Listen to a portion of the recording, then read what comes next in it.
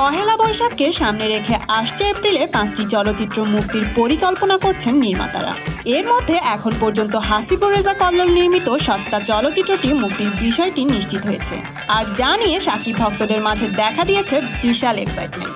এদিকে শাকিব পাওলির সত্তা চলচ্চিত্রটি ছাড়াও একই মাসে নিজেদের 2টি চলচ্চিত্র মুক্তির পরিকল্পনা করছে জাজ মাল্টিমিডিয়া।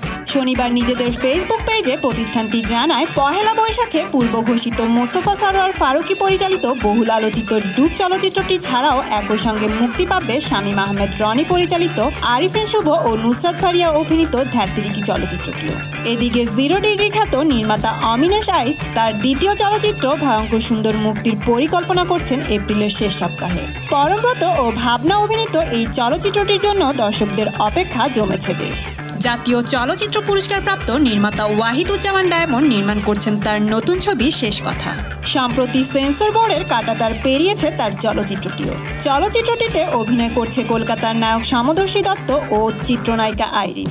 ডায়মন্ডও চান চলচ্চিত্রটি মুক্তি পাক পহেলা বৈশাখী। তো বন্ধুরা, বুঝতেই পারছেন এই এপ্রিল হতে যাচ্ছে মুভি প্রেমীদের জন্য অপেক্ষিত একটি মাস।